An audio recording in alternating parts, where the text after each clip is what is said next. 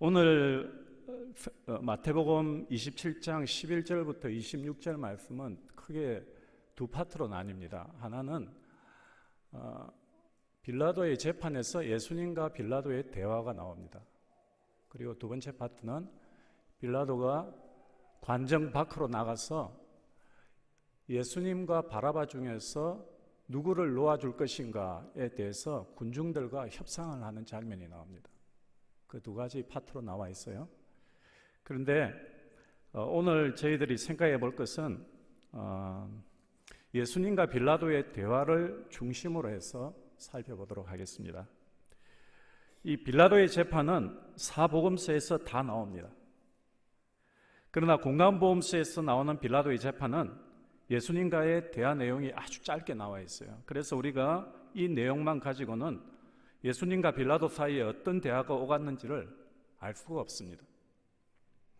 그래서 이 시간에는 사복음서 내용을 다 정리를 해서 시간 순서대로 빌라도와 예수님 사이에 어떤 대화가 오갔는지를 저희들이 살펴보겠습니다. 이 대화가 중요한 것은 예수님께서 십자가에 달리시기 전에 자신이 누구인지에 대한 신분에 대해서, 그리고 자신의 사명에 대해서 공개적으로 자신을 밝히는 그런 대화이기 때문이에요. 실은 우리가 복음서를 읽어보면 예수님께서 처음 시작하실 때부터 내가 누구인지를 밝히고 나의 사명이 무엇이다 라고 밝히고 시작하지 않아요. 그런데 시간이 점점 지나면서 예수님께서 자신이 누구시고 나의 사명이 무엇인가를 점점 밝혀가시는데, 마지막 절정 같은 십자가를 앞에 두고 예수님이 자신이 누구신지, 왜 내가 이 땅에 오셨는지에 대해서 밝히고 있습니다. 그래서 오늘 우리가 그 내용에 대해서 좀 살펴보도록 그렇게 하겠습니다. 먼저 요한복음을 보면 대제사장들과 장로와 서기관들이 공회와 의논하고 예수님을 결박하여 빌라도에게 넘겨줍니다. 그리고 이 요한복음에 이들이 빌라도에게 예수님을 넘겨주면서 고소하는 이유가 있는데 그 고소의 이유를 이야기를 해주고 있어요. 요한복음 18장 29절에 보면 빌라도가 이렇게 묻습니다. 너희가 무슨 일로 이 사람을 고발하느냐? 이 대제사장과 서기관들이 예수님을 데리고 와서 고소를 하니까 너희가 무슨 일로 이 사람을 고발하느냐? 그렇게 이야기를 해요. 그러자 30절에 보면 그들은 이 사람이 행악자가 아니었더라면 우리가 당신에게 넘기지 아니하였겠나이다 라고 이야기를 합니다. 이 말은 예수님이 범죄를 했기 때문에 데려왔다라는 거예요. 그런데 실은 이들이 예수님이 범죄를 했기 때문에 데려왔다라고 이야기를 하면서 구체적으로 예수님의 제명이 무엇인지는 말을 하지 않습니다. 그냥 예수님이 악행을 저질러서 고발을 한다라고 이야기를 해요. 그런데 이 유대 지도자들의 대답이 이상합니다. 왜냐하면 이들이 앞서서 예수님을 사내들인에서 신문을 하거든요. 근데 그때는 문제가 악행의 문제가 아니었어요. 19장 7절에 보면 이렇게 말합니다. 우리에게 법이 있으니 그 법대로 하면 당연히 죽을 것은 그가 자기를 하나님의 아들이라 함이니이다 라고 해요. 그러니까 이것은 악행의 문제가 아니죠. 예수님이 자신을 하나님의 아들이라 했기 때문에 예수님이 죽어야 된다라는 거예요. 이 말대로 하면, 유대인의 율법대로 하면 예수님이 자신을 아들이라 했으니까 자기네들이 죽여야 된다라는 말입니다. 처음에 빌라도에게 예수님을 데려왔을 때 그들은 예수님이 악행을 저지른 범죄자이기 때문에 고발한다고 했어요. 그런데 진짜 이유는 율법과 관련된 종교적인 문제였습니다. 자신들의 논리대로 하면 예수님이 율법을 어겼고 그 죄로 예수님을 죽여야만 했는데 자신들에게는 사람을 죽일 권한이 없기 때문에 빌라도에게 데려와서 제명도 없이 예수님을 고발을 한 것입니다. 빌라도는 그들이 제목도 없이 이른 아침부터 예수님을 자신에게 데려와서 고소한 것에 화가 났습니다. 더욱 그를 화나게 만든 것은 유대 지도자들이 자신들이 꾸민 계획에 빌라도가 동의할 거라고 생각하고 예수님을 데려온 것입니다. 그래서 18장 31절에 보면 빌라도는 그들을 모욕하듯이 말을 내뱉습니다. 너희가 그를 데려다가 너희 법대로 재판하라 라고 이야기해요. 나하고는 상관없는 너희들의 종교적인 문제니까 너희들이 알아서 하라는 말입니다. 나는 너희들의 종교적인 문제에 엮이기 싫다라는 말이에요. 그러자 유대 지도자들이 이렇게 이야기를 합니다. 자신들에게는 사람을 죽이는 권한이 없다라고 이야기를 해요. 예수님을 죽이기 위해서는 산헤드린에서 유죄 판단을 내려야 할 뿐만 아니라 또 예수님이 사형에 해당하는 범죄를 저질렀다는 것을 빌라도를 설득해서 증명을 해야 합니다. 그래서 그들은 예수님에게 빌라도의 눈에 심각해 보이는 범죄를 덮어 씌웠습니다. 누가복음 23장 2절에 보면 유대 지도자들은 예수님을 정치 혁명가이자 왕으로 고소하고 있어요. 우리가 이 사람을 보매 우리 백성을 미혹하고 가이사에게 세금 바치는 것을 금하며 자칭 왕 그리스도라 하더이다 라고 말씀합니다. 이 구절에 나오는 가이사에 대한 반역과 자칭 왕이라는 제목은 심각한 범죄들이었습니다. 이 제목이 사실이라면 로마 법정에서 반역죄로 다뤄져야 됩니다. 그래서 빌라도는 반역에 해당하는 구체적인 행동을 했는지 요한복음 18장 35절에서 예수님께 묻습니다. 내 나라 사람과 대제사장들이 너를 내게 넘겼으니 내가 무엇을 했느냐? 확인을 합니다. 빌라도가 그 범죄에 대해서. 아마 빌라도는 유대 지도자들이 고소한 혐의를 확신하지 못했던 것 같습니다. 그래서 그 혐의가 사실인지를 확인하고자 해요.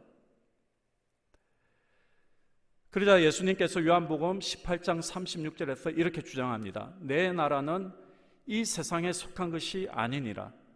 만일 내 나라가 이 세상에 속한 것이었더라면 내 종들이 싸워 나로 유대인들에게 넘겨지지 않게 하였으리라.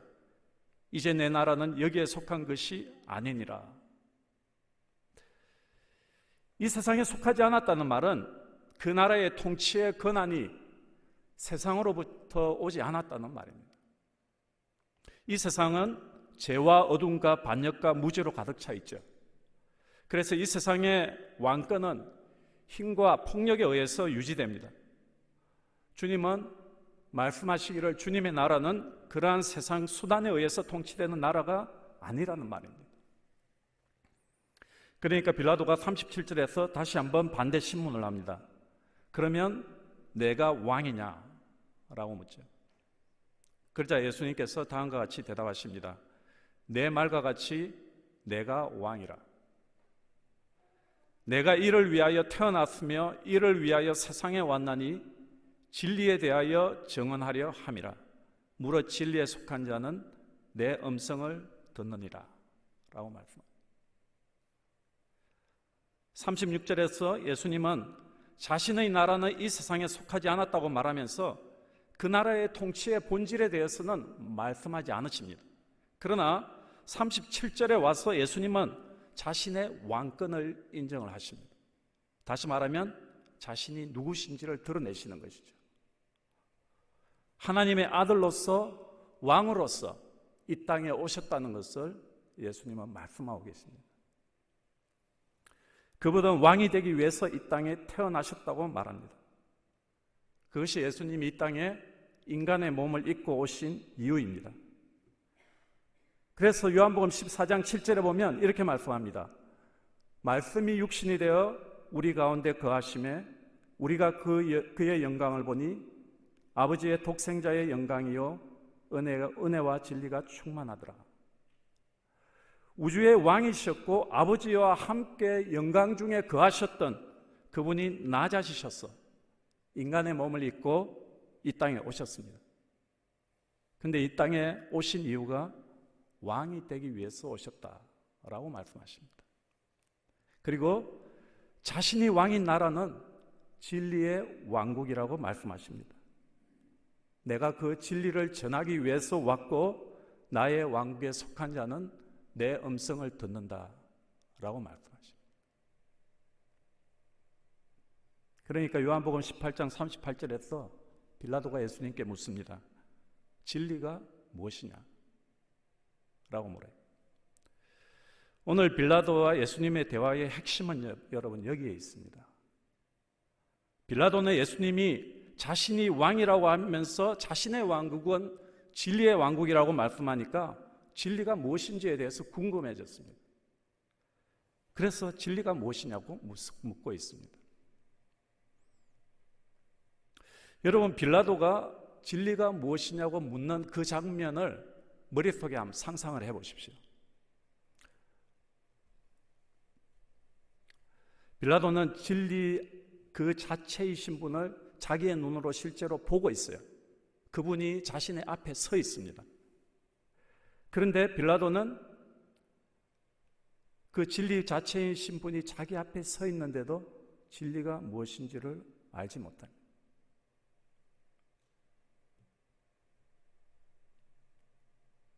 그리고 진리를 알아보지를 못하는 것이죠. 역사의 아이러니이지 않습니까? 진리이신 분이 자신의 바로 앞에 서 있는데 빌라도는 그분을 알아보지 못하고 진리가 무엇이냐라고 묻고 있습니다. 요한복음 1장 9절 10절에 이렇게 말씀합니다. 참빛 곧 세상에 와서 각 사람에게 비치는 빛이 있었나니 그가 세상에 계셨으며 세상은 그로 말미암아 지은 바 되었을 때 세상이 그를 알지 못하였고, 진리이신 예수님을 알아보지 못한 것은요 빌라도만의 문제가 아니었습니다. 성경 말씀은 이 세상의 사람들도 예수님의 빛이 그들에게 비쳤지만 그러나 예수님이 누구신지 알아보지 못했다라고 말씀하고 있어요. 여러분, 우리의 가장 큰 문제가 무엇일까요? 좀 더 확장해서 한국 기독교의 가장 큰 문제, 그것이 무엇이라고 생각하십니까? 그것은 오늘 빌라도처럼 진리에 관심이 없다는 것입니다. 빌라도의 아이러니가 우리의 아이러니가 되었습니다. 진리의 말씀을 듣기 위해 교회를 나오지만 그러나 정작 우리는 진리에 관심이 없습니다. 하나님을 향한 갈망도 없고 말씀에 대한 굶주림도 없습니다. 그러다 보니 우리가 교회를 다니는 것이 종교적인 행위가 되어버렸습니다. 한국의 많은 그리스도인들이 교회를 나가는 가장 큰 이유 중에 하나가 예수 믿고 복받기 위해서입니다. 다른 종교가 하는 것을 기독교도 똑같이 하고 있습니다. 절에 가서 부처에게 복을 빌듯이 교회에 와서 하나님 앞에 복을 빕니다. 출세를 위해서, 명예를 위해서, 재물을 위해서, 건강을 위해서, 자식을 위해서 복을 빕니다. 그런 사람들이 너무 많으니까 한국의 많은 교회도 그렇게 말씀을 전하고 가르칩니다. 예배 잘 나오고 헌금 잘하고 봉사 잘하면 복 받는다고 가르칩니다. 또 그래야만 한국의 조직화되고 거대해진 교회도 그 덩치를 유지할 수 있기 때문에 그렇습니다. 코로나 때문에 한국의 많은 큰 교회들이 은행 부채를 못 갚아서 경매에 넘어갔다는 안타까운 소식도 들었습니다. 진리에는 관심이 없고 서로의 욕망을 채워주기 위해 모이는 곳이 교회가 되어버렸습니다. 교회 나가서 마음의 평안을 얻고 복을 받아서 내가 하는 비즈니스도 잘 되고 사람들과 사귀면서 친분도 넓혀가고 자녀들도 축복받아서 잘 되고 그런 것에 온통 관심이 쏠려 있습니다. 여러분이 기도하는 내용을 한번 잘 살펴보십시오. 내가 무슨 제목을 가지고 기도하는지. 실은 우리도 크게 다르지 않습니다. 하나님을 향한 갈망과 굶주림은 없고 복받기 원하는 종교 행위만 있는 것이 지금 한국 기독교의 모습이 되어버렸습니다. 그렇다면 지금의 한국교회, 아니 지금 우리가 잃어버리고 있는 것이 무엇인가 하는 것이죠. 빌라도가 예수님께 진리가 무엇이냐라고 물어볼 때 그는 실제로 진리를 보고 있었습니다. 진리이신 예수 그리스도께서 인간의 몸을 입고 그 앞에 서 있었어요. 즉 이 말씀은 진리가 하나의 인격으로 빌라도 앞에 서 있었다는 말입니다. 다시 말하면 도덕적인 진리나 영적인 진리가 개념적인 그 무엇이 아니라 우리와 관계를 맺을 수 있는 인격체라는 말입니다. 도덕적이고 영적인 진리가 육신의 몸을 입고 하나의 인격체로 빌라도 앞에 서 있었습니다. 이것은 진리가 본질적으로 관계적이라는 것을 우리에게 말해줍니다, 여러분. 진리는 개념적인 어떤 것이 아니라 본질적으로 관계적인 것입니다. 진리는 추상적이고 철학적인 개념이 아니라 우리가 관계를 맺을 수 있고 눈으로 볼 수 있는 실제적인 것이라는 것이죠. 제가 예전에 진리란 단어에 대해서 웹스터 사전의 정의에 대해서 여러분에게 한번 말씀드린 적이 있습니다. 웹스터 사전에 보면 진리를 이렇게 정의하고 있습니다. Truth는 fidelity to an original or standard 라고 쓰고 있어요. 이 말은, 이 fidelity라는 말은 충실하다는 말인데 다른 말로 하면 동일하다는 말입니다. 동일하다. 그러니까 오리지널과 스탠다드와 동일한 것이 진리다라고 이야기를 하고 있어요. 성경에 따르면 오리지널이 누구죠? 하나님이십니다. 그분이 모든 존재하는 것의 근원이 되시는 분이시고 기준이 되시는 분이시에요. 예수님이 내가 진리다라고 말하신 이유가 여기에 있습니다. 내가 하나님과 동일하다라는 말입니다.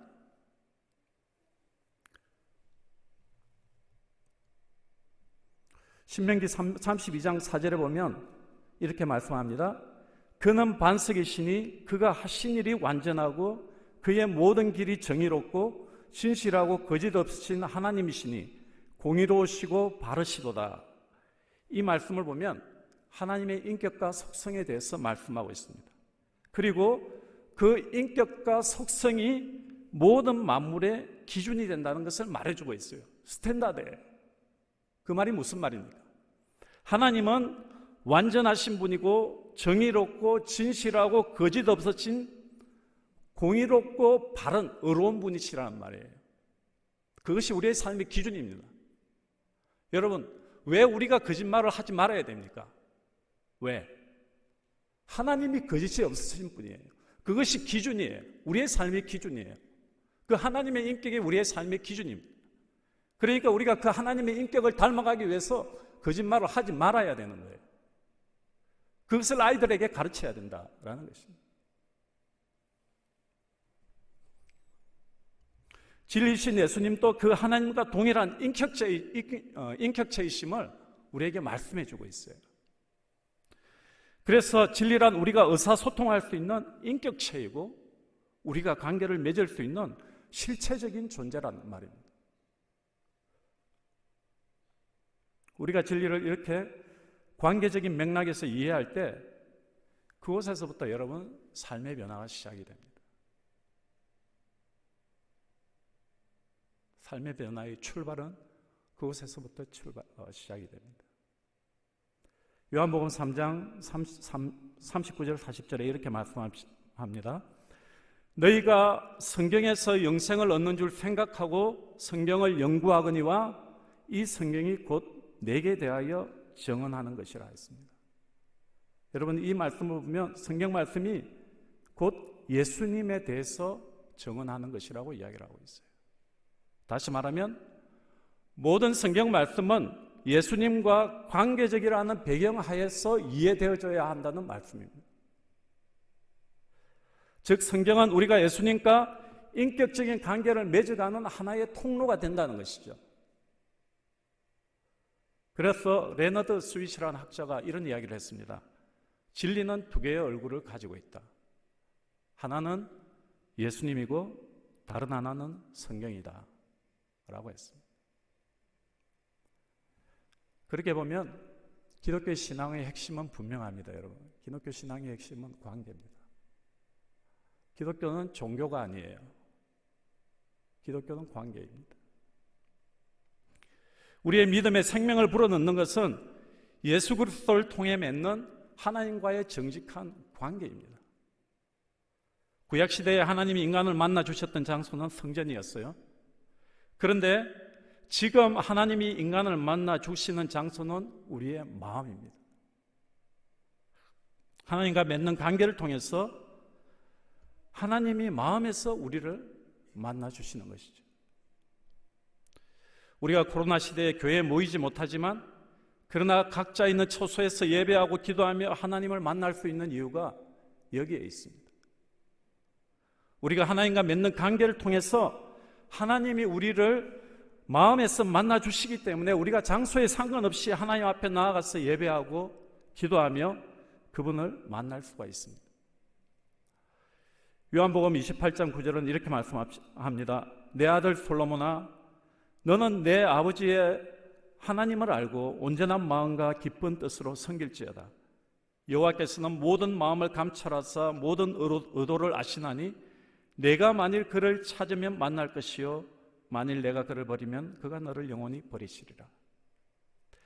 이 말씀에 보면 하나님은 우리의 마음을 감찰하시는 분이라고 했어요. 우리의 마음을 찾으시는 분입니다. 관계는 우리의 마음으로부터 하나님을 찾도록 만들어줍니다. 마음으로 우리가 하나님과 의사소통하도록 만들어줘요.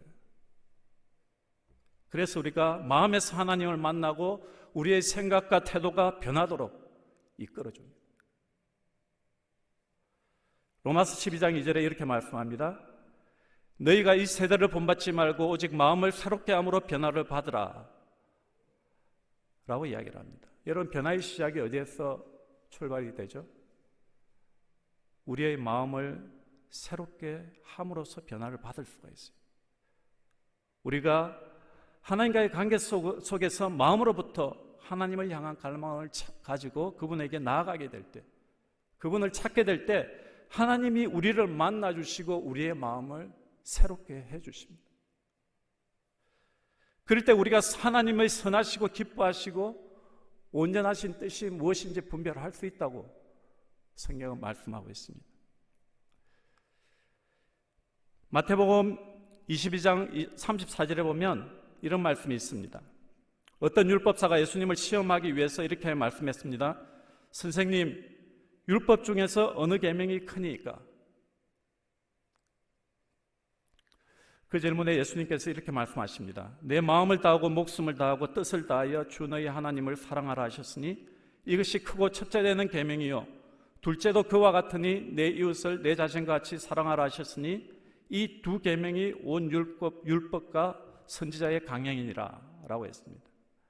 이 말씀을 보면 우리가 하나님과의 친밀한 사랑의 관계를 맺게 되면 다음으로 우리가 어떻게 이웃과 친밀한 관계를 맺을 수 있는지를 알게 됩니다. 하나님께서는 그 관계를 통해서 우리가 하나님이 주시는 참된 행복을 누리도록 우리를 만드셨어요. 삶의 행복은 친밀한 관계에서 옵니다, 여러분. 그래서 기독교 신앙의 핵심은 관계라는 것을 성경이 말해주고 있어요. 우리는 보통 성경적 세계관을 가지면 그 세계관을 따라 살아갈 수 있다고 생각을 합니다. 그래서 성경적 세계관을 가르치는 세미나도 많고 강의도 많습니다. 그런데 부모와 자녀의 관계를 여러분 한번 생각해 보십시오. 부모가 자녀들에게 올바른 말로 가르칩니다. 세상을 올바로 살아가도록 성경 말씀으로 가르치기도 합니다. 그러나 그렇게 성경 말씀으로 올바른 것을 가르친다고 해서 아이들이 그 말씀을 따르고 가르친 대로 살아갑니까? 그렇지 않습니다. 왜 그렇습니까? 부모와의 관계에 따라서 아이들은 그것을 받아들이기도 하고 그것을 받아들이지 않기도 합니다. 기억할 것은 성경적 세계관으로부터 하나님과의 올바른 관계가 생기는 것이 아닙니다. 그보다는 하나님과의 올바른 관계에서 올바른 세계관이 나옵니다. 하나님과 올바른 관계를 맺고 있으면 다른 사람들과 내 주변의 사람들과 어떻게 관계를 맺어가야 할지 알게 됩니다. 그리고 이 세상 속에서 우리를 향한 사명도 이해하게 됩니다. 여러분, 이 삼각형 그림을 한번 보시죠. 이 그림의 제일 위에 보면 행동이 나와 있죠. 그러니까 이것은 우리의 행동이 어떻게 이루어지는가에 대한 설명의 도표입니다. 우리가 사람을 볼 때 볼 수 있는 것은 그 사람의 행동밖에 없어요. 근데 그 사람의 행동이 우리 삶 속에서 이루어지는 전부가 아닙니다. 그 행동이 이루어지기까지 많은 과정이 있어요. 눈에 보이지 않는 많은 과정이 있습니다. 그 사람의 행동을 만드는 것은 그 사람이 가지고 있는 가치관이 그 사람의 행동을 만듭니다. 이 가치관을 다른 말로 하면 세계관이라고 이야기할 수 있어요. 다시 말하면 내가 세상을 보는 관점입니다. 그것이 가치관이에요. 세계관입니다. 내가 가지고 있는 관점에 따라 내가 행동하게 됩니다. 그런데 그 가치를 만드는 것은 믿음이에요. 내가 무엇을 믿느냐에 따라 내가 소중히 여기고 가치 있게 여기는 것이 달라집니다, 여러분. 이 믿는다는 말은 영어 단어로 believe라는 단어죠. 근데 이 단어의 근원은 be 플러스 life입니다. 합성어죠. 말 그대로 하면 존재하며 살아간다 라는 뜻입니다. 근데 다른 말로 하면 맡기다 라는 그런 의미도 있어요. 근데 이것에 해당하는 독일어가 이게 제가 발음이 정확한지 모르겠습니다. 버리번이라는 단어예요. 버리번. 근데 이 단어도 비라는 단어와 리번이라는 단어의 합성어입니다. 근데 이 리번이라는 단어, 여러분 리베라는 단어 들어보셨죠? 이시, 리베, 디시 들어보셨죠? 제가 학교 다닐 때 독일어를 3년을 공부했어요. 근데 남는 것은 지금 이것밖에 기억이 안 납니다. 이히, 리시, 이시, 리베, 디시. 리베라는 단어가 사랑하다는 말이죠. 리벤이라는 말이 사랑하다라는 말입니다. 그러니까 믿는다는 말이 독일어로 보면은 실은 사랑하다라는 그런 의미를 가지고 있어요. 내가 사랑하는 것, 내가 맡기고 의존하는 것에 따라 내 가치가 여러분 달라집니다. 그리고 그 믿음은 내가 누군가와 맺는 관계에 의해서 결정이 되어집니다. 우리가 하나님과 친밀한 관계를 맺게 되면 그분에게 우리의 삶 전체를 의존하게 됩니다. 그분을 신뢰하게 되죠. 그때 세상을 보는 우리의 관점이 달라집니다. 하나님이 세상의 어떤 것보다 더 커 보이는 것이죠. 그러면 우리가 선택의 순간에 섰을 때 하나님을 선택할 수 있어요. 올바른 것을 선택할 수 있어요. 거짓의 편에 서지 않을 수 있습니다. 왜 그렇죠? 하나님이 그 무엇보다 나에게 크게 보이니까요. 하나님의 뜻을 분별하고 그 뜻을 따라 살 수 있습니다. 이웃을 내 자신과 같이 사랑하며 섬길 수가 있습니다. 하나님이 세상보다 크시니까요. 제가 사역하고 있는 것이 조시 맥도웰 미니스트리입니다. 조시 맥도웰은 세계적으로 유명한 스피커이기도 하고 100권이 넘는 책을 썼습니다. 그래서 여러분 혹시 미국 내에 백인들이 모이는, 주로 백인들이 모이는 교회에 백인 분들 중에 한 40대 이상 되는 분에게 조시 맥도웰을 아느냐고 물어보십시오. 제가 만난 사람 중에는 거의 다 안다고 대답을 했습니다. 근데 조시 맥도웰이 어느 날 이런 이야기를 해줬습니다. 조시 맥도웰은 1남 3녀의 자녀가 있어요. 근데 막내는 자메이카에서 입양한 딸입니다. 근데 이 막내가 고등학교 다닐 때 어느 날 조시 맥도웰이 막내에게 맛있는 것을 사주겠다고 하면서 자기와 함께 나가자고 했어요. 그래서 피자를 아주 잘하는 레스토랑에 가서 피자를 시켰습니다. 그리고 둘이 앉아서 피자를 먹으면서 대화를 했습니다. 근데 조시 맥도웰이 그 딸에게 이런 이야기를 했습니다. 만약에 내가 실수를 하거나 피치 못할 사정으로 임신을 하게 되면 어느 누구보다 가장 먼저 아빠를 찾아오라. 그러면 아빠가 너의 편이 되어서 너와 함께 그 문제 해결을 위해서 최선을 다해서 노력하겠다. 그러니까 내가 할 일은 가장 먼저 아빠를 찾아오는 것이다 라고 이야기합니다. 여러분, 조시 맥도웰은 미국에서 유명한 분이고 수많은 강연을 해서 기독교에 대해서 모르는 사람이 별로 없습니다. 그런데 그가 강연한 내용과 다르게 고등학교 다니던 막내딸이 임신을 했다는 소문이 난다고 해보십시오. 그러면 그가 지금까지 그의 인생에서 쌓아왔던 모든 것이 물거품이 될 수도 있습니다. 그런데 그는 딸에게 뭐라고 했냐면 그것은 아무런 상관이 없다고 했어요. 나는 너를 사랑하고 내가 가장 소중하다. 너와 함께 그 문제 해결을 위해서 최선을 다하겠다 라고 이야기를 했어요. 제가 조시 맥도웰과 사역을 지금 한 12년 정도 했거든요. 근데 제 삶에 가장 많이 달라진 부분들이 그분으로부터 출발이 되었어요. 특별히 자녀와의 관계였어요. 이 이야기를 들으면서 내가 어떻게 해야 될지에 대한 그런 답을 찾은 것 같았어요. 우리가 죄의 수렁에 빠져서 아무런 해결책 없이 절망 가운데 있을 때 하나님이 진리이신 예수 그리스도를 이 땅에 보내시고 우리의 문제를 해결해 주시기 위해서 십자가를 지게 하셨습니다. 자신의 가장 사랑하는 아들을 우리를 위해 내어주셨습니다.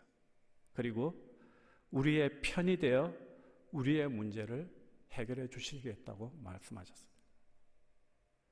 진리이신 예수님은 하나님의 뜻에 순종하여 하늘 영광을 버리시고 인간의 몸을 입고 이 땅에 오셔서 가장 낮은 곳까지 낮아지셔서 십자가를 지시는 고통의 길을 가셨습니다. 죽음과 절망 가운데 있는 죄인들을 구하기 위해서였습니다. 왜냐하면 십자가를 통하지 않고는 생명의 길이 없기 때문입니다. 오늘 본문에서 빌라도에게 재판을 받고 계신 주님은 십자가를 앞에 두고 그 길을 향해서 가고 있습니다. 그 길은 죽음의 길이기도 하지만 또한 그 길은 생명의 길이기도 합니다. 주님께서 먼저 그 길을 앞서가시며 우리에게 하시는 말씀이 나를 따르라 라고 말씀하십니다. 예수님을 3년 동안 따랐던 제자들도 십자가를 앞에 두고 도망쳤던 길입니다. 그 말은 우리의 힘으로 할 수 없다는 말입니다. 우리의 힘으로는 내 가족도 내 이웃도 내 자신같이 섬기고 사랑할 수가 없습니다. 그러나 그분이 내 안에 거하시고 내가 그분 안에 거할 때 이 세상보다 크신 주님이 우리에게 주님을 따를 수 있는 힘을 주십니다. 우리에게 주님의 뜻을 분별하고 옳은 선택을 할 수 있는 힘을 주님께서 주십니다. 우리 모두가 주님이 가신 그 길을 기쁨으로 따라갈 수 있는 제자들이 되기를 주님의 이름으로 축원합니다.